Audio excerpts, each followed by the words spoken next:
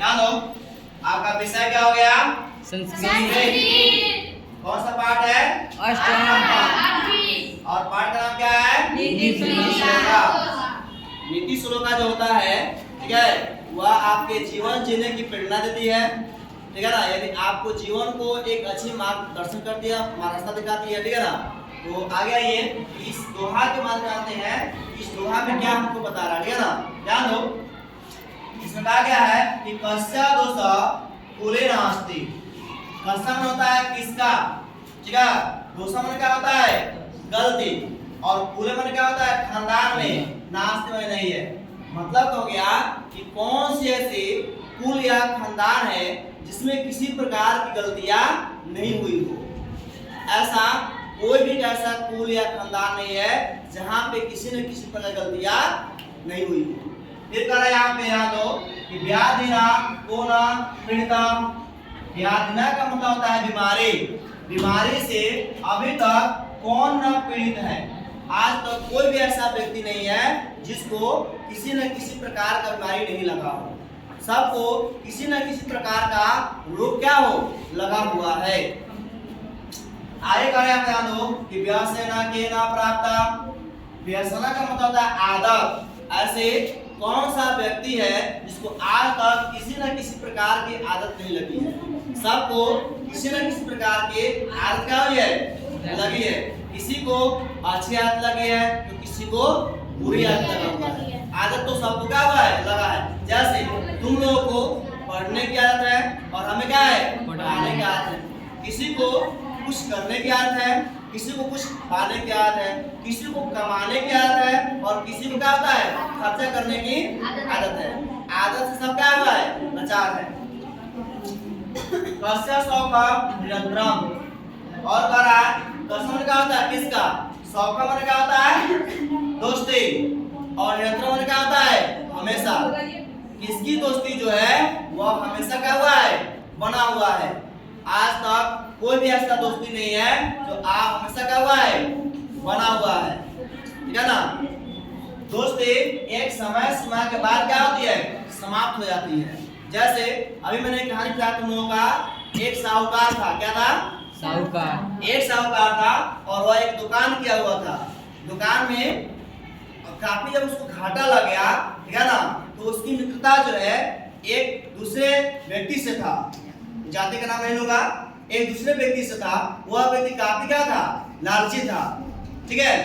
तो हुआ क्या कि जब साहूकार को घाटा लग गया, ठीक है ना, तो सारी दुकान बेच दिया, लेकिन उसका किलो तराजू जो होता है ना, बटकारा, वो क्या हुआ, बच गया। वह सोचा कि इसको मैं अपने दोस्त के पास क्या होता हूँ, रख देता हूँ। फिर जब मैं कभी आऊंगा तो क्या करूंगा, इसी जब दुकान करूंगा इस किलो और बटकारा को मैं उपयोग में डालूंगा। वो अपने दोस्त के पास गया, ठीक है, और उससे बोला कि मित्र, ये जो किलो बटकारा तराजू है ये मैं तुम्हारे पास रख रहा हूँ, फिर मैं पुनः कभी आऊंगा और दुकान में करूंगा तो अपना जो किलो बटकारा है वो मैं लेकर जाऊंगा। दोस्त ने कहा कि दोस्त ये भी तुम्हारा घर है, यहाँ रख दो और तुम जैसे रखोगे वैसा ही क्या करोगे, पाओगे। दोस्त को विश्वास हो गया और किलो क्या हुआ, वहां पर रख दिया। वो गया और 5 साल के बाद आया। 5 साल के बाद जब पैसा कमा गया तो फिर उसी दोस्त के पास गया जिसके पास वो किलो बटकारा क्या हुआ था, रखा हुआ था। उसने बोला कि दोस्त, जो मैं किलो बटकारा तुम्हारे पास रखा था उसे मुझे वापस कर दो। तो दोस्त जानते हो क्या जवाब दिया?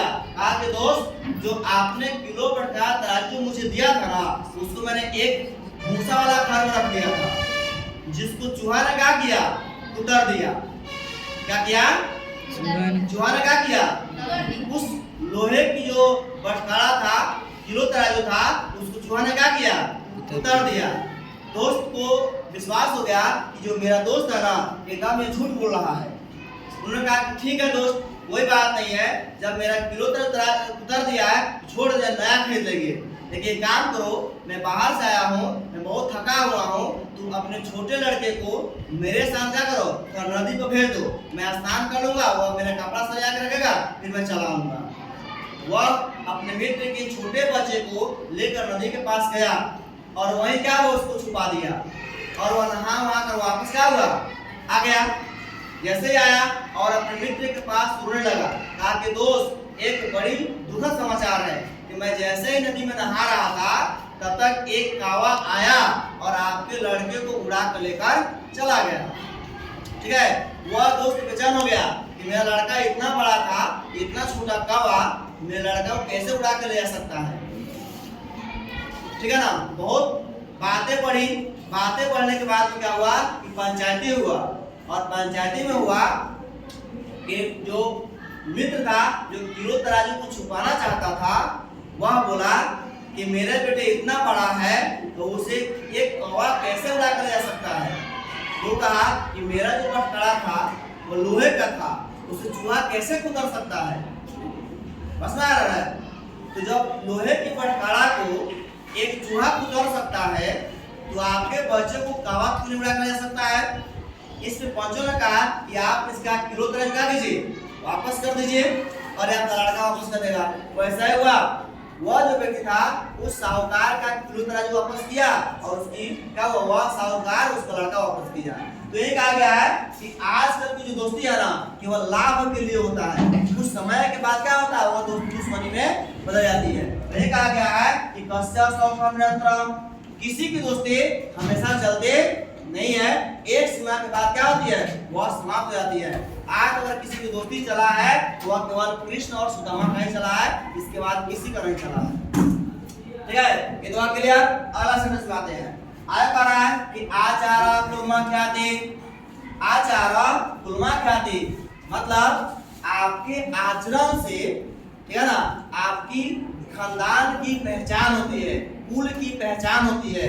जैसे गांव में कोई अगर लड़का है बहुत अच्छा है तो उसके खानदान की बड़ाई होती है, लोग कहता है कि देखो ये बच्चा कितने अच्छे खानदान की है, ठीक है ना, कितना अच्छा परिवार से बिलोंग करता है। लेकिन वही जब गांव में कोई बच्चा क्या होता है घूमता है, सड़क छाप जाता है तो लोग कहता है कि कौना खानदान का है, ठीक नहीं है, लोग उसके खानदान बुला लेता है। इसलिए कहा गया है कि आप आचार कुलमा ख्याति मतलब आपके आचरण से आपकी खानदान की क्या होती है पहचान होती है। इसलिए अपनी आचरण जो है वो हमेशा सही रखा कीजिए। फिर कह रहा है तो देशमा ख्याति भाषणम, अर्थात देश की जो पहचान होती है वह आपके भाषा से होती है।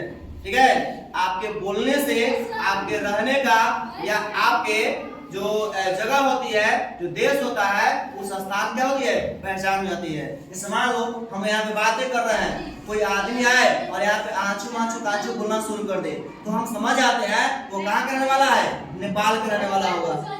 कोई भी आदमी आए और बोले कि हम पंजाबी बोलना शुरू कर दे तो हम समझ आते हैं वो कहाँ करने वाला है, पंजाब का रहने वाला है। तो पंजाबी बोलना शुरू करेगा, असमिया जो होगा वो आसाम की रहने वाला होगा वो आसामी बात करेगा, हम लोग बिहारी है भोजपुरी बात करेंगे। तो आपके भाषा से क्या होती है आपके देश की पहचान हो जाती है। फिर कह रहा है दो संभ्रमा सिनेमा क्या थी, अर्थात आपके व्यवहार से, ठीक है ना, आपके स्नेह अर्थात प्रेम की पहचान होती है। क्या होती है अर्थात आपके व्यवहार से, आपके तौर तरीका से आपकी प्यार क्या होती है पहचान हो जाती है। फिर कह रहे यहाँ पे वप्रा ख्याति भोजनम, अर्थात वप्रा कहा गया शरीर का, आपके शरीर की पहचान क्या होती है आपके भोजन से क्या होती है हो जाती है।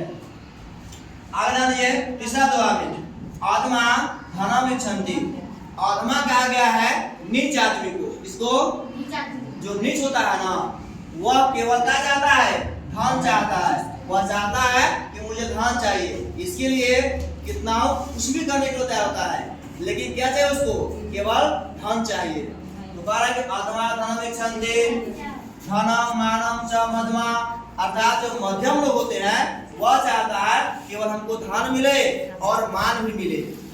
जो बीच के लोग होते हैं क्या चाहते हैं कि हमें मान भी मिले और धन भी मिले, मान सम्मान और धन दोनों मिले। उत्तमा मानव इच्छन्ते, जो उत्तम लोग होते हैं ना, अच्छे लोग होते हैं, उत्तम प्रवृत्ति को होते हैं या उत्तम चित्तवान होते हैं, वह केवल मान चाहते हैं, मान सम्मान चाहते हैं। क्या चाहते हैं मान सम्मान चाहते हैं। क्यों क्योंकि मानो है ममता धनम, क्योंकि मान सम्मान क्या होता है, दुनिया में सबसे बड़ी संपत्ति होती है, इसके अलावा कुछ नहीं होता। ठीक है।